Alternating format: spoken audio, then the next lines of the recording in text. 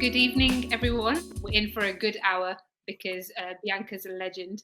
And I've heard her talk a few times before and followed her work for many years. So let me tell you a bit about Bianca and this session.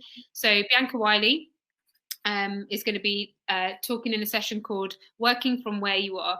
In the talk, Bianca's going to discuss everyday institution building. To tell you a little bit about Bianca, Bianca is an open government advocate with a dual background in technology and public engagement. She's the co-founder of Digital Public, the co-founder of Tech Reset Canada, and is a senior fellow at the Centre for International Governance Innovation.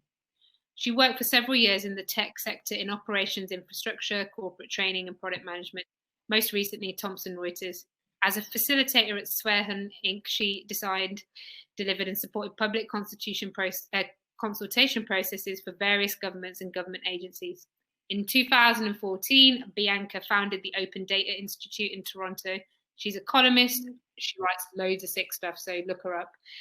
Guest lecturer and speaker on open government and public sector technology policy, and a member of the Toronto Public Libraries Innovation Council. You can find her on Twitter as Bianca Wylie. And before I hand over to Bianca, I'm going to tell you why I've invited Bianca. She's going to talk to you about everyday institution building. I think this is a really interesting and important topic.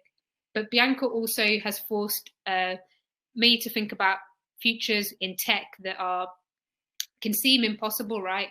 And you can't imagine what that's like. And she forces us to confront that. She forces us to confront what's happening with privacy. And most recently, in the last couple of years, following Bianca on the Google Sidewalks project and what she did to lead a campaign around that is like eye-opening, because some people would say that what that movement managed to achieve would have been a dream, and you could never have imagined this big corporate with these huge plans would ever be able to be toppled in any way. But that dream came true. And so I'm fascinated by what Bianca's going to talk to us about tonight. As with all the other talks, get your questions in, right? Because we've got to finish on time to make sure the film night starts on time as well. So get your questions in. And for now, I'm going to say a huge thank you to Bianca for joining us all the way from Canada. And I'm going to hand over. Enjoy. Wonderful. Thank you, Amy. You've framed this really, really nicely for me to start. And before I do, I just want to say a huge fan of all of your work, follow it, and was able to catch a bit of the last session. And there's definitely continuity between what you were talking about and what I'm going to talk about. So thank you. And thank you for having me. Also, thank you for convening and putting the work in right now to make space for conversations. And I think sometimes it's hard to know when there's so much emotion, you know, you're going through some terrible times, but needing to find joy and needing to, you know, find others and share joy and dream. So just as soon as I saw, you know, how you were thinking about this, it was just like, yes, I can't wait to be there. And it's nourishing when people make spaces like this. So thank you so much for all of that work and for the team's work on that at Civic Square. So to get into it. Thank you so much, Nate. Absolutely. I'm going to go into the background now. So you do your talk and then we'll come back later for the conversation. Perfect. Okay, so thank you. I'm going to, before I talk, I guess maybe give you a little bit of context. I'm in Toronto right now, so I'm in Canada. The city I'm in is in what our government's calling phase 1 lockdown from the pandemic, so we're not really going out. That and many other circumstances, you know, in North America and in the US, seeing the sort of uprising related to police brutality, but as that, you know, grows and takes form and has gone global in terms of people wanting to engage in that issue and issues more broadly of structural sort of anti-Black racism and anti-Indigenous racism, that conversation and the conversation that I'm about to have, there's one through line that I can see, and I think some of us might be struggling, maybe, and maybe not, to find ways to have continuity and, you know, what things were like for us a year or two ago and what they're like today and what we hope to build tomorrow. And that through line is accountability for me. And so I'm going to share some thoughts on that. I'm going to give you a little bit of a backstory around the Sidewalk Labs work, just to put that into perspective. And then I'm really excited to have a conversation. So please ask questions and please challenge. I'm a really big fan of open dialogue and open conversation. And I can mentally share this in a good enough space today to have, sometimes hard conversations are hard, but definitely today, as I try always to show up for challenging conversations. So that's a little bit of context, and accountability being the thing that we're going to keep going back to. And then I wanted to share two thoughts related. One of them, a friend and colleague of mine, Sadia Muzaffar, we speak about this a lot, but the idea of needing to bloom where you're planted, which is, I think, a much more beautiful way to say work from where you're at. But I think in this moment, it's really important to understand our work and, any kind of work that we're doing and how it relates to historical moments, future moments. But I think for some people, and again, I'm going to keep referencing that idea, this is not for everybody, but for some people, I think in this moment, there's this questioning around, what am I supposed to be doing right now? What am I supposed to be doing? Am I supposed to be doing something totally different? Am I supposed to be doing something new? Am I supposed to be learning? Am I supposed to be quiet? Am I supposed to be loud? Am I supposed to be angry? Am I supposed to be happy? The answer is probably a lot of those things at once, but I'm going to come back to that. And also, just to have the sort of counter to that, I read the other day, and I couldn't find the source of it, but this idea that corruption and demagogues eat you in small bites. And I really liked it because I think sometimes we don't realize the small bites and the small steps and the small actions and how they add up to outcomes. And I think sometimes we need to be more aware of the smallness and the persistence of things and how they come to an outcome. So those are sort of my framing things that I'm going to come back to. I'd like to give you a little bit of background about the work that Amy was talking about. And I made a drawing, which I'll hold up in a minute.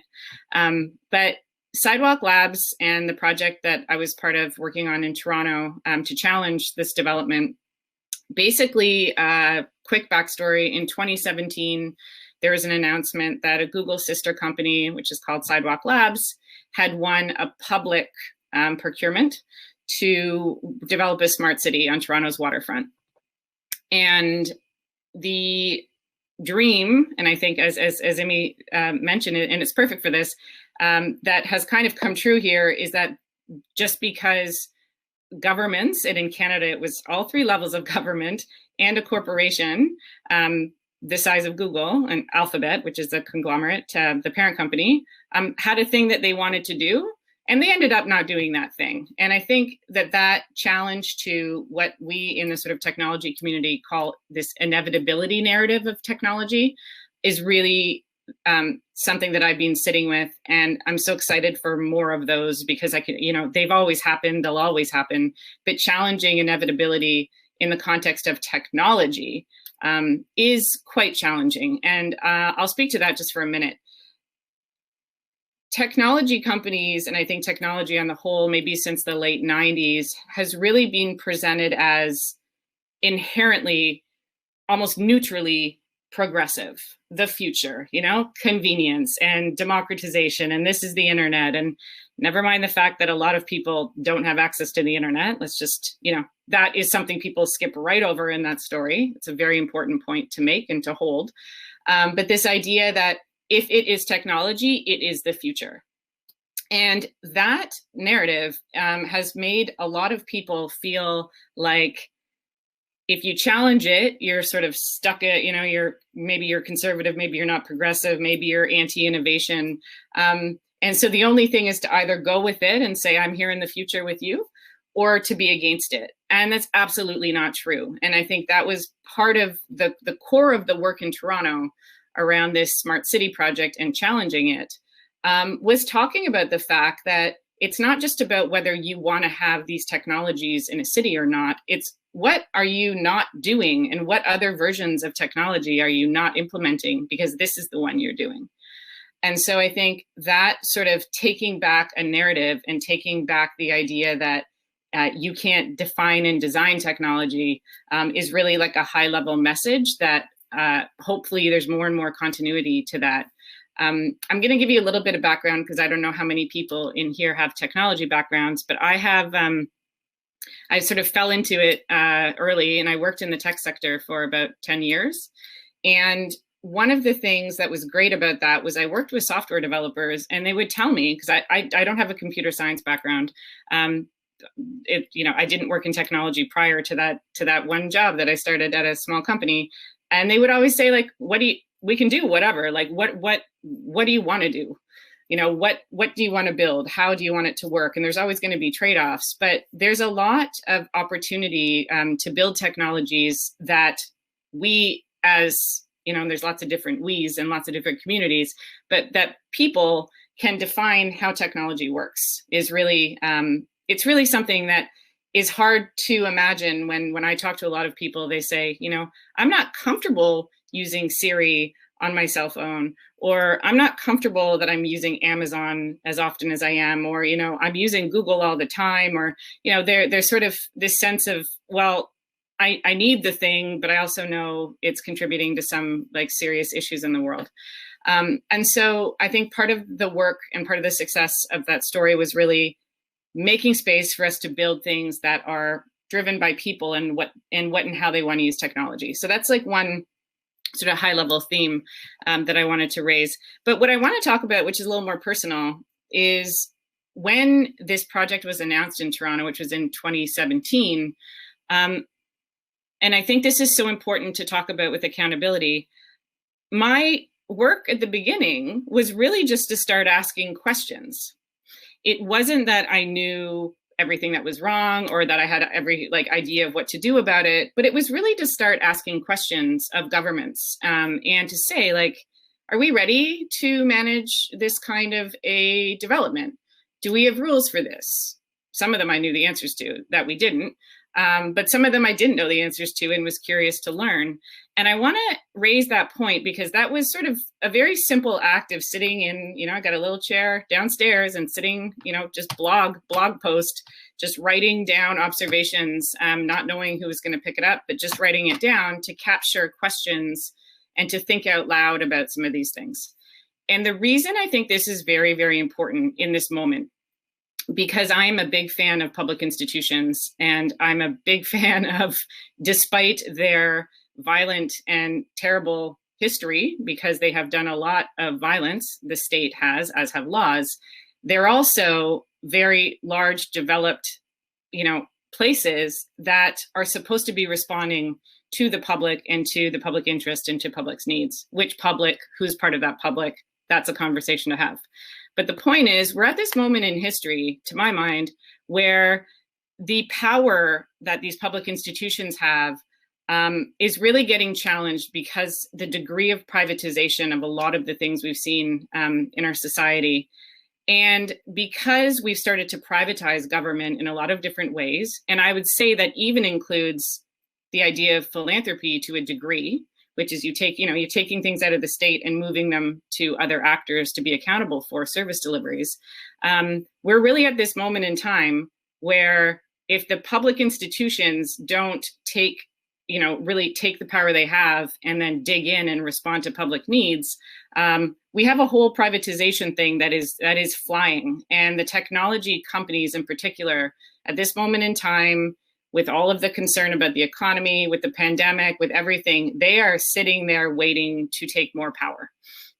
And so there's a very related imminent problem with technology, power, and public institutions, which I'm going to talk to a little bit. But the reason I wanted to raise the sitting in the green chair and writing little blog posts about this story is because I don't know how many people realize what a house of cards some of our public institutions are right now. Because they have been so unresponsive and because people are in some cases so disengaged, they almost don't expect people to be showing up anymore. And this is fascinating to me because this is what accountability is. And this is this thread that the reason that there's an issue with police brutality, yes, it's the violence, but it's also the fact that there are state actors acting with complete impunity. And that's not what this is supposed to be. And so that's an accountability problem. But that accountability problem is rife throughout many public institutions. And so the idea that when you go and knock on a door, and this is part of open government, and you say, hey, I'm here, can I check your work? What are you doing? Or are you so used to us not showing up at the door anymore that you're not even doing your work well enough? Because when we ask to see it, you're not showing it very well. And I think that's a bit editorial from me, but I think that's the point we're at right now. And so sometimes I look at this vast amount of us who are all doing different kinds of work and not realizing that you could flick some of these institutions right now. If you flick them, I mean, there's not much there sometimes in terms of starting a process that can unroll and make more visible how undeveloped and how open for challenge and tension and push some of these public institutions are. And so I think that was really the story over the years 2017, 2018, 2019, 2020, when the Sidewalk Project was called off and Sidewalk Labs ended up saying, we're not doing this. And there's a lot to that story, but the idea that we had this public process where we kept asking questions and coming out in public and saying, you have to answer, you have to answer, you have to answer. You see that that's not coming at this situation with an answer. You don't even have to do that. I mean, oftentimes you just have to say, it's like, what's the question? What are you doing? How are you defending this? And another part of my career, I worked as a facilitator running public meetings for governments and government agencies.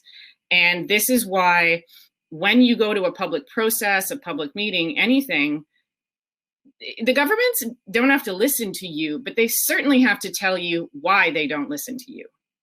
And so this was always a rationale when you go and you want to give advice, you want to change something in your community. There's only 3 answers to really any question. It's like yes, no, or maybe. And there's always got to be a reason for those things. There always has to be a reason. And the idea that governments right now really don't seem to be acting as though they have to give the reason, to me, opens up doors across so many different spaces for us to do work and to push and to ask for more and to try to retain and grow public power. When I talk about this sort of through line of accountability and sort of working where you're at, I want to make a reference right now to what's happening with police brutality, because I think that's an example. You may be hearing people talking about abolition, defunding police, and there have been people working on that for a very, very long time. You may also be looking at that and thinking, is that what I'm supposed to say now? Is that what I'm supposed to go out and do? Is that the thing that I'm supposed to advocate for? And this is where I want to talk about the reality with movements and sort of moving the middle and looking at all the things that we need to do together in tandem. There isn't just one thing to do right now. There's a lot of things to do right now. And the idea is, if you read and you look into some of these ideas now in terms of what solidarity looks like with some of the responses coming from communities that have been affected by police brutality for a long time, you don't have to be doing the same thing. We can all be doing different pieces of this. And so I was going to suggest in that conversation around defunding police, there's a lot more along the lines of how you need to, invest in communities and all the things that different communities already know that they would like to have properly resourced, and all of the things that should be properly resourced as part of, civic infrastructure. So you may not be able to see it right now, but with a little bit of work, it's possible to see that there's a line between what a community is asking for and the work you're doing. You may be working in housing, or you may be working in social services. Now, there's a whole other thing about the problems with the police expanding through all kinds of state services, but social programs and community programs and, different bits and pieces, they all hold together. So you don't always have to be saying the same words as someone who has been saying words for decades and knows how to fight with those words. You need to figure out what's my piece of the puzzle? Where does my advocacy sit? Because I think this is really, really important. And I want to share this again. This is not for everybody, but you see right now in this moment, a lot of people saying, okay, what should I do? I should read. I should read. And yes, you should read. You need to educate yourself. But quite frankly, we don't have time for everybody to become scholars in a lot of issues related to, say, anti-Black racism. So read, for sure, but that's not the end of your remit. And it's not to suggest that you shouldn't be doing that, but what it is to be saying, but what's the work you're doing today? And what's the work you're doing tomorrow? Because that idea that everybody has time for you to get decades into scholarship that is very new to you, that's not true. And the second thing is, going back to blooming where you're planted, some of the conversations we need to have right now are challenging. And for me, there's different analogies. We can use the bloom where you're planted. We can use a sports analogy, whether it's baseball or cricket, something where you go to bat. You have to get your body in a situation, or if you're rooted as a plant, where you're dug in. And if you have to be dug in and ready to respond to critique or challenge, or, that's kind of the whole point of this. And because we're having challenging conversations. And so if you're going to do that, you're not stable if you're using words you just learned last week. You're not stable if you're repeating something somebody told you, because you don't know it deep in your body. But there are things that you do know.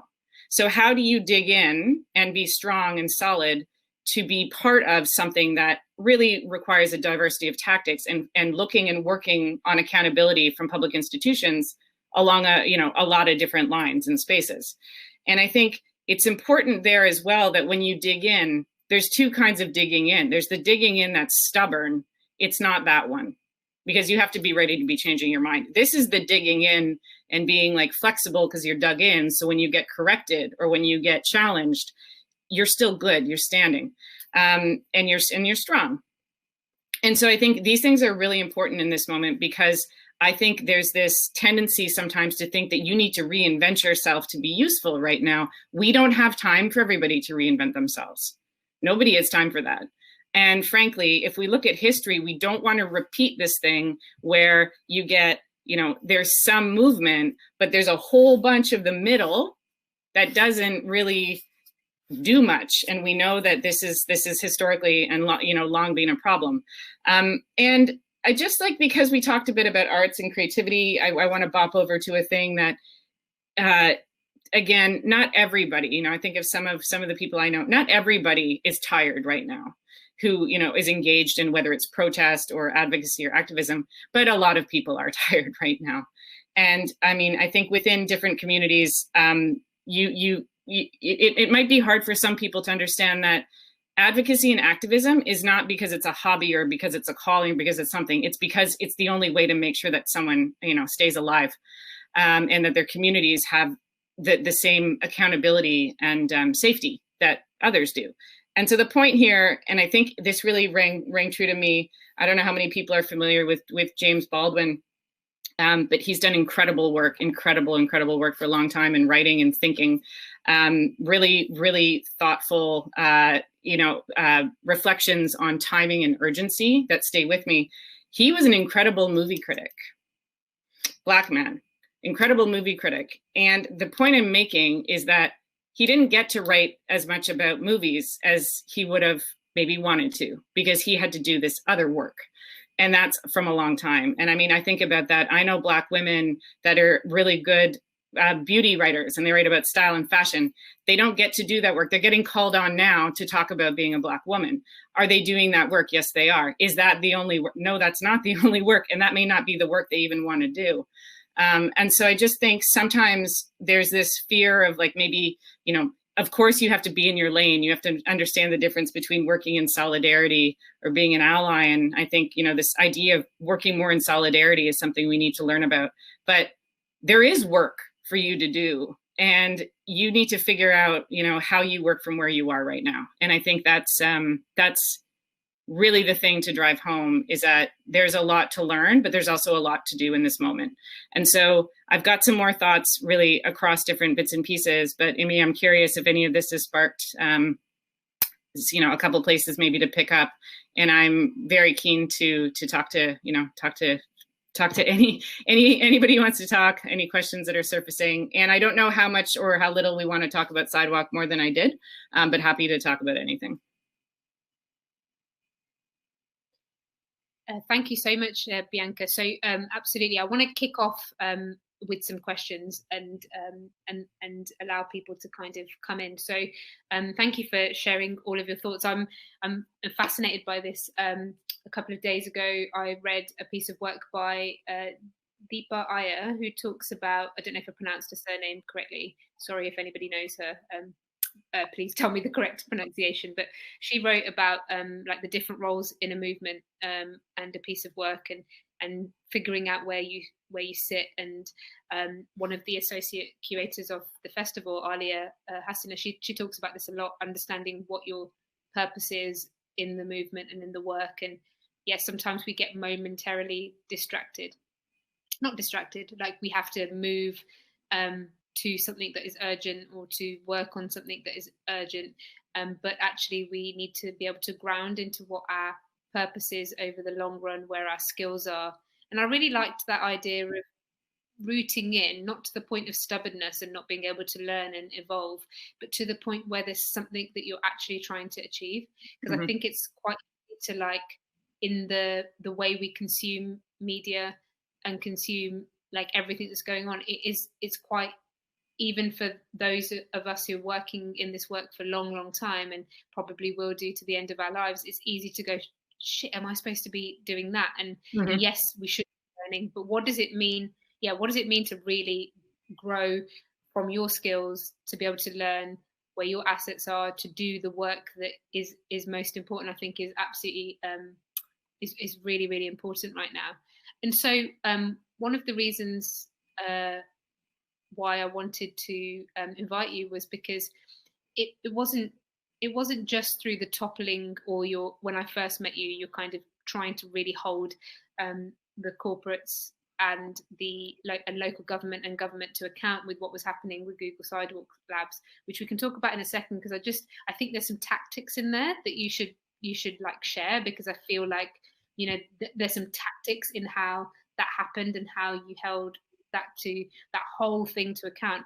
But before we go into that, I remember you talking about the implications of what that massive corporate-led private project was, what the implications were. And I think that I'd like you to talk a little bit about, you know, privacy, what was happening, why was that such a big deal, right? Because it wasn't just like, hey, Bianca doesn't like this development, right? And it doesn't look that great, like, and so I'm going to fight it. It wasn't just gentrification. There was like the future was at risk here, and like massive issues that most of us don't understand were or aren't encouraged to understand, were at risk. And I felt that was a transformative moment for me. And the other day, just before I invite you to talk about that a little bit more, the other day in the UK, and I'm saying this because I want other people to think about this, because I don't know what it means. And immediately when it happened, I thought, I wonder what Bianca would tell me is wrong with this. That's literally what happened in my mind.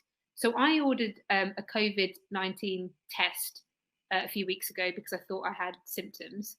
And I ordered it online because I don't have a car to go to one of the drive-through things. So I have a bike, but that wasn't a way that you're allowed to go to the local one. So I had to order it, which I thought was bonkers, because I was like, now I'm going to have all of this footprint just to get this box. Someone's going to have to deliver it and pick it up. But anyway, it's a whole nother story. I got the COVID test, and I realized when it came to me that it was Amazon who were delivering it. And what happened to me, right? And I have so much proximity to so much of this work. And I was like, and I asked Indu, what does this mean? Indu Johar, who I know you know really well, and you would know why I asked him, what does this mean?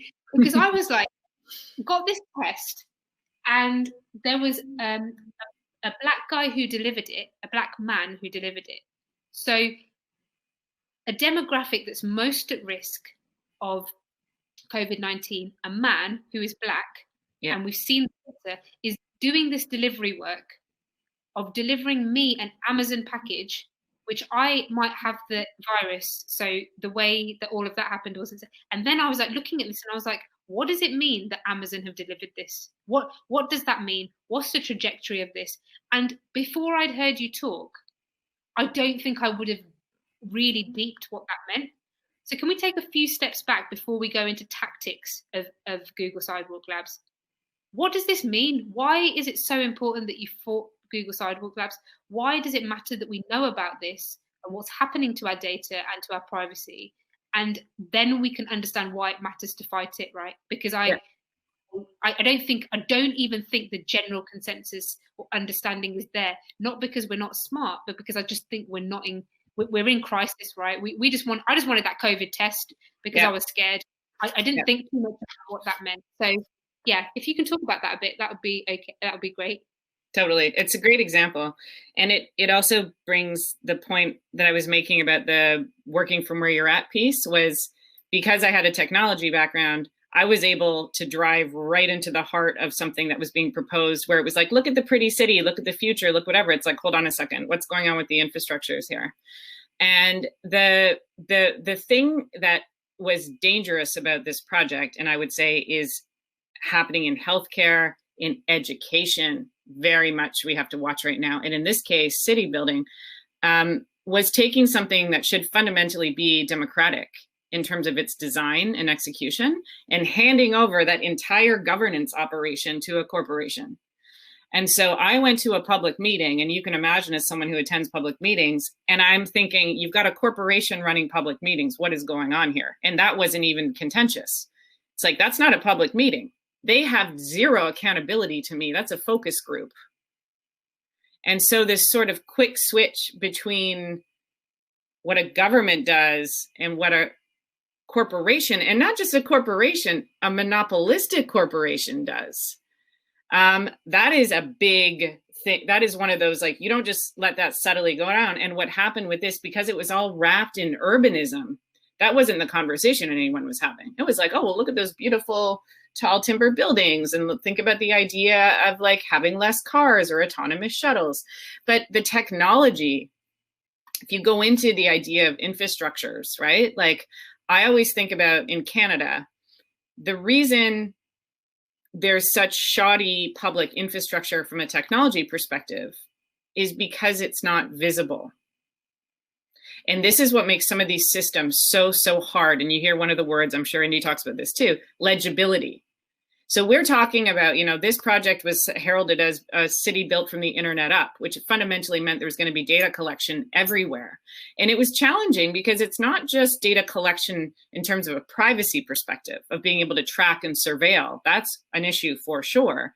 It's also that you then commodify access to all these spaces, because now you have numbers around them and uses and who's what and where and what time of day and who's going to have it. So you're adding a layer of data across all things that were formerly public assets and public infrastructures, whether that is the curb, the street, a park, energy assets, recycling, garbage, all of those things. Once you start to put data across all of those types of systems, you set up, and computers and data science and artificial intelligence, they're very good at optimizing efficiency. That's what they do. And so I'm going to give you a very pointed example of why this stuff gets really problematic from a privatization perspective. The whole point within a liberal democracy is that we share costs of things. It's the same concept behind insurance. 100 of us are together, we all pay a bit, so we take care of the 2 or 3 of us that get sick. If you look at something like an apartment building, once you get to the point where you can say, well, that unit 702, which little do you know, they're looking after maybe two infirm parents, and maybe they've taken in 3 kids, and they're garbage. They have a lot of garbage, and there's a lot of products to support, whether it's diapers or, if you're older, same thing. To become punitive about the amount of waste that unit is producing is not in the spirit of liberal democracy. That's in the spirit of like hyper efficiency in terms of a model. And that's just one example of that. And I think you can probably, hopefully imagine examples like that across almost every place in a city, or any kind of a product or any kind of a service. And so that happening without oversight is a big challenge for democracy, because you're essentially privatizing every kind of space and use in a city. So two sort of questions, and then we're going to go on to a little bit of tactics, because I think tactics are really important. And I didn't expect this conversation to go in this direction. But I love the fact that you've brought up the fact that you digging in with flexibility to the thing that you were really embedded in, i.e. the tech sector, meant that you could leverage that sort of change. And I hadn't thought that through, right? And I know the last few days, last few weeks, so many great people in our community are like, I don't know what to do. And I don't know where to start. Arguably, the tech sector can be seen like this big mean enemy, but you kind of from the inside infiltrated that with the knowledge that you have to figure something really bold out. What do I do right now? But let's go back a moment and let's talk about this morning we had Angie and Penny Hagen from New Zealand, and at some point when they were talking, they had a moment of real humility and humbleness, and were like, they were really grateful to their Prime Minister and to their government for reacting how it did. And just them saying that was quite a radical act for me at this time, because I've grown up with, like most of my generation, having very little respect for government, right? And because of what's especially in the UK, the last 5 to 10 years of austerity, of Brexit, of all sorts there, and then the COVID response has just meant that people kind of laugh at the daily briefing now in the sector that I'm in. But I've heard you talk about the incredible power of local government and why it matters that Google were creeping into that. So can you talk to that a little bit about the role of the state and the role of the government, and why that does still really matter despite what it might feel like? Yeah.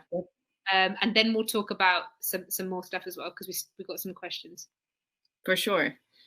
The thing that's dangerous, I just want to also go back to your Amazon example, is with this privatization too, is that you lose accountability. Even if it's broken in the execution right now, that's something that can be resolved with public pressure. Once you privatize governance, it's very difficult to get it back. And at a local level, trust in government is higher, at least in Canada, than it is at any other, at a regional, provincial, federal level, because government's closer to the ground. The sort of shift of power to private actors and away from public governments, I think what's so important to remember, especially local, even if the accountability is not working, the opportunity for it to work is there, right? Once you privatize governance, you have a really, really hard time getting it back. And when I talk about that, I mean, we need to put this in the history of the state, 20 years of taking capacity out. So you actually have governments making decisions that, frankly, I don't think that the consequences of these decisions are understood. Because once you put a layer of technology between you and people, you are putting an intermediating force that you're not designing it. And I mean, I have examples of stuff where you're going to tell me planning decisions that used to be made, because people would count how many people wanted, or were riding a bike. And now you're receiving information. And when you ask, well, where did this come from? They said, oh, we got it from Google. Okay, so how are you defending your policy decision? Like, you can't even see into the information you're using. And this is why automating of any of these systems where there's policy implications, we both share Westminster governments. You got to find the person that's accountable. So who's accountable? The person who wrote the software, the person who bought the software, that these companies can, and they hide behind intellectual property, trade secrets. So to even get into how this stuff is working is not on the table right now half the time. So the reason that this is so important, and local governments are more trusted than other orders, at least in Canada, we need to protect the capacity for people to define how those things work. Because right now the state is getting eaten by technology. Like, it's just, they're just privatizing themselves away. Like they're handing governance out. They're basically saying, you decide. And the logic of those systems, as we know, will entrench and accelerate all pre-existing power imbalances. Technology is not a a force for equity. That's ahistorical. And so to pretend that now, and this is why the discourse around artificial intelligence and technology, ethics, no, accountability. Ethics is a very nice way to get away from accountability. Whose ethics, right? And how you hold someone's ethics accountable. It's not it. So this is like, we need to go back to some of the principles upon which the good parts of government and public institution were built.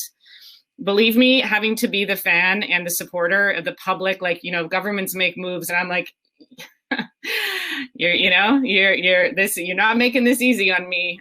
But there is enough there that we need to hold on to the two truths of both that opportunity and public control and power and agency and what happens when it gets handed out. So, and I just want to say this Amazon thing or all these contact tracing apps, who and how did we get to the point that Google and Apple and Amazon are global health policy because they want to? I mean, to be they may have some technology that may be quasi-helpful, but the idea that they are taking and pushing their desire to be legitimized as actors in healthcare, education, governance, government, no, like not without a discussion, because we're talking about something that is now overriding the infrastructure design of sovereign states. And that's a problem. And you look at technology, the jurisdiction of outlines of countries or cities, technology doesn't get held by those things either, right? So those are a few of the reasons that this is something to be watching. Thanks so much, Bianca. That was really clear for me. You know, protecting the possibility of being able to, you know, decide how things happen and being able to hold the state to account is very different to just signing away your rights to you know, private companies that are acting on, well, you're the right person to talk about why they're doing what they're doing in the long run. But okay, so let's talk about this a bit more. So you talk about the fact that we don't have time, right? So we have to act. We have to act on so much, right? We don't have time. How, as we start to wrap up, what's next, right? What do we as citizens need to be looking out for? Yeah. What are the kinds of visions of the future? Because I don't think people can imagine like a world where Amazon and other things like that don't exist now, right? And we're locked into that, like, well, I need this, or this thing's got to work. And well, you know, if they can deliver the COVID test, well, that's great. Like, you know, people are locked into that kind of conversation. So tell me a different vision of this, Bianca. Like, what are we fighting for? What are we working for? What's a dream scenario? And how do we work back from that? And maybe if you can also just wrap into your last 5 or 6 minutes a little bit about the tactics that you used. Totally. Amazing. But tell me what can be better than this, right? Because I don't think you're in tech, you can understand it. And I want you to lay out some of the things that could be totally different. Totally. And so designing things the way that we, the public, want them instead of mitigating and defending is really like the broadest sense of what we need to be thinking about. And the only reason that when we think about power, to me, the state is the natural place to go with this is the equivalent power. I mean, these companies are massive at this point, and they've got cash. They just got cash to burn. They can burn hundreds of millions of dollars and say, you know what, that didn't work. No problem. We'll move on. The state has a lot of money too. And you know whose money that is? That's our money. And so the point is that we need to be not defending or just purchasing products with that money. We need to say, what do we want in our future, in our technology? We need to become, and the state needs to become its own sort of product designer, product developer, product manager. What are the requirements? And our job from a technology perspective is to gather all the requirements from residents. Now, when I say this, and this kind of ties into tactics, technology's problem right now is particularly that people think it's so big, it needs to be small.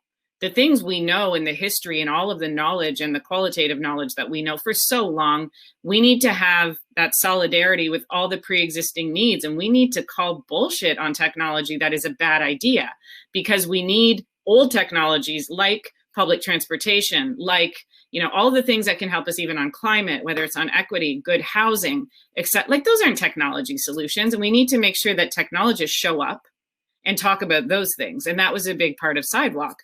It wasn't just a technology community. Everybody showed up and was like, the housing isn't right. This isn't right. The economic development plan isn't good for people. How is this going to impact workers, public sector work? So every piece of the community was showing up in tandem. So it wasn't one voice or one person. So it was really that idea of tactics and knowing that the technology community needs to be small and humble and modest and say, how do I serve the rest of it? That's what tech's supposed to do. And so what this vision needs to look like is we need to know, and I mean, I say it and it's just, we're the government. I think we need to stop thinking that the government's over there and we're over here. That's our money. You talk about money, and at this point in the time when we talk about anti-Black racism, it's why we're moving, like reparations, right? How do we, not all this middle stuff. We've had all the diversity and inclusion. We've had all the theater. Like we've had enough of the theater. Move me to the thing. We have money. That's our money. And we need to start understanding that we're accountable for how the government is spending that money. And I know that's hard because we know how our whole electoral politics is, but we need to show up between elections, because they still have to respond to you, whether it's who you voted for or not, right? Like that's how these systems work. So I think tactically, there needs to be more of a like going in behind and pushing on, housing is a good one. You know how much surveillance is coming into public housing, how much surveillance is coming in because of health tech, how much surveillance is coming into education and fundamentally threatening to change how it operates. And you know what it removes every single time? Care. The labor of care, the other visions of how the future looks. We can invest in economies where teachers, caregivers, essential workers, caretakers, they grow because that's public money. That's the economy that we can be supporting. So if we keep going down this track of all this efficiency, investing in these technologies, and I just have to add why there's a complexity to this, these countries all want to be tech leaders. So they don't rein themselves in. They think, oh, this is perfect. I can kick the can down the road on all the real stuff I need to do and look progressive by saying I'm going to be doing these technology solutions, right? So we need to always talk about trade-offs. And I think the thing that we can do tactically, again, with governments is say, what are we trading off? Like, I hear the thing that you want. What are we losing? And if you get rid of accountability, like no one signed off on that from the public. So I think one of the big tactics, and I know it feels like it's the same in Canada with contact tracing apps here, it doesn't always feel like a win to mitigate and to defend, but there's a lot of win in defending and mitigating and slowing down what's bad just by hurling questions constantly. Answer me, what's your thing, what's your thing? And then you protect the space for the alternative futures to emerge. So I just think I want more people to feel confident to challenge technology. You don't need to be a product manager. You don't need to be a developer, right? You can just know that this is not it. And it's probably going to be a problem if it's going to entrench pre-existing, equity issues. So those are some of the tactical and sort of narrative pieces of that. But we need to hold space for different versions than what we're getting now.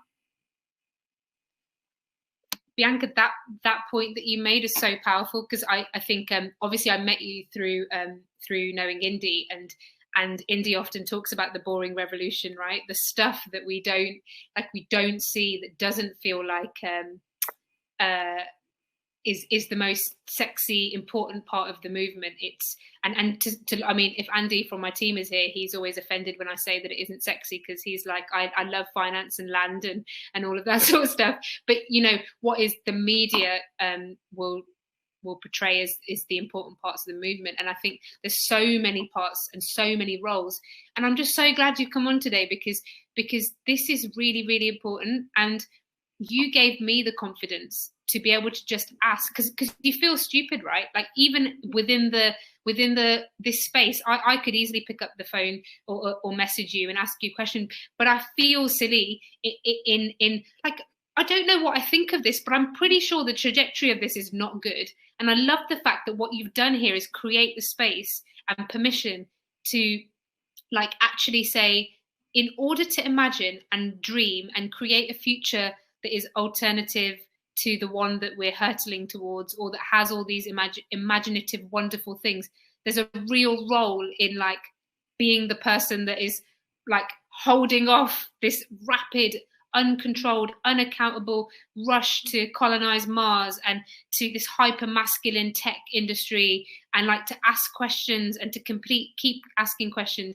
And I wonder if, because the narrative in the UK has become just like it was to Brexit, is like, yeah, well, we can't really challenge that because, gosh, would you want to be in the government right now dealing with a pandemic? You know, they're dealing with so much stuff, as if it's like you're talking about your mom or your dad and they're having a bit of a hard time, so you should give them a bit of space. Whereas like we sit in a country where we defunded and disbanded the pandemic unit, right? So actually, this is to do with loads more stuff. It's not like, yo, Boris is my uncle and he's having a bit of a tough time, so I shouldn't ask him what's going on. It's actually fundamental that we ask why so many of the networks that failed for us and the apps and the stuff that the government centrally owned weren't distributed to local government, weren't distributed to a community level.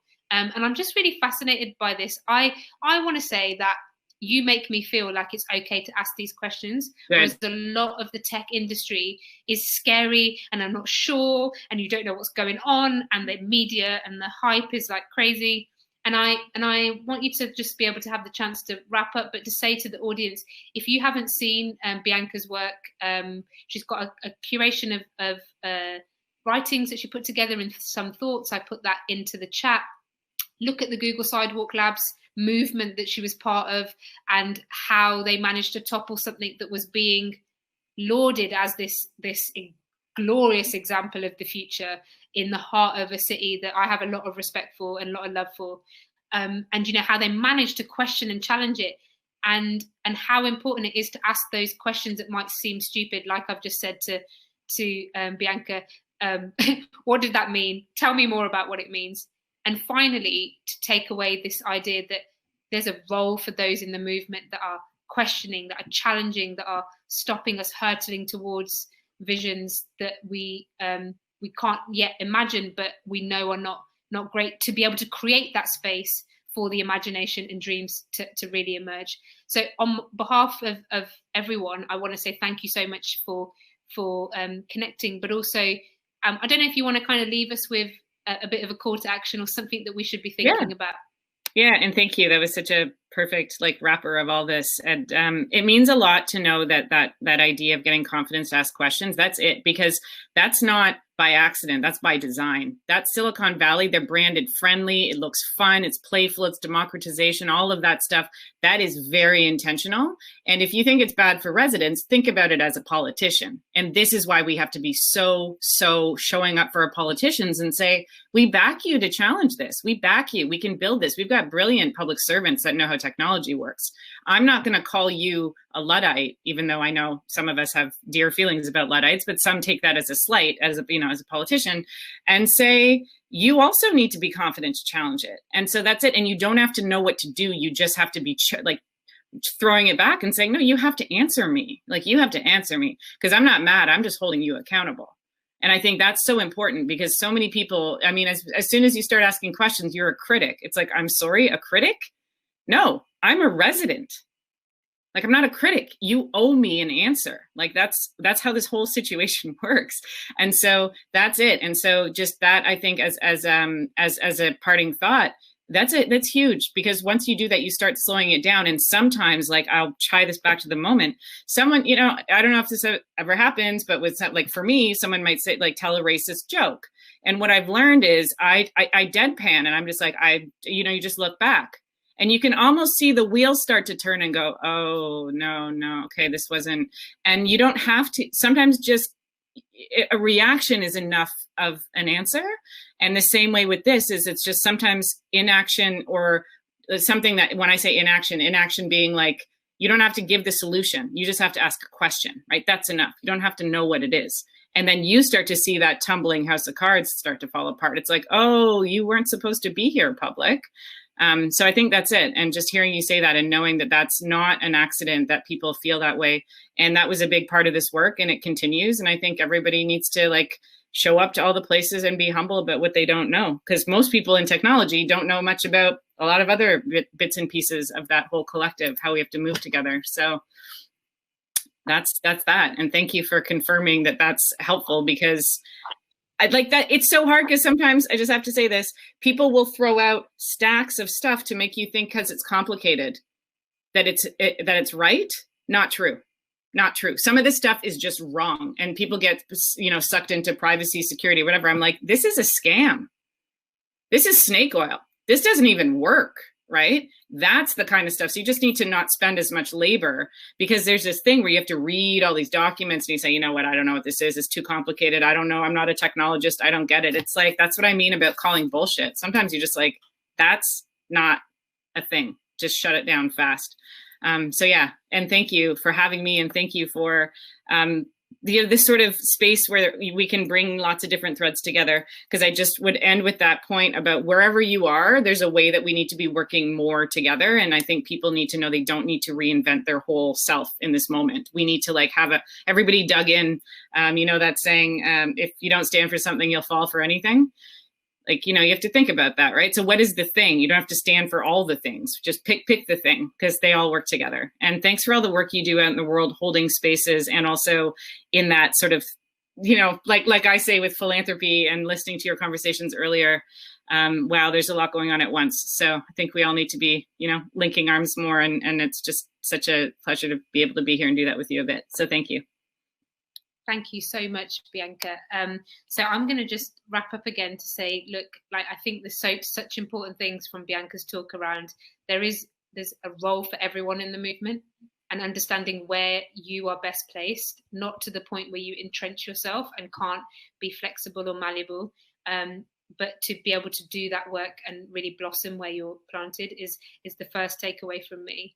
The question about not being mad and holding you accountable, I think there's a whole different conversation in the West here about how we've been raised and nurtured to think that any difficult conversation or any critique is being angry or is calling someone out. And actually, I know myself, I'm really guilty of that. I struggle with difficult conversations. I'm quite a people pleaser, and I've had to unlearn that that's not a space in which you're necessarily just attacking someone if you're asking a question, and especially in the topics and the work that Bianca's talking about is so important.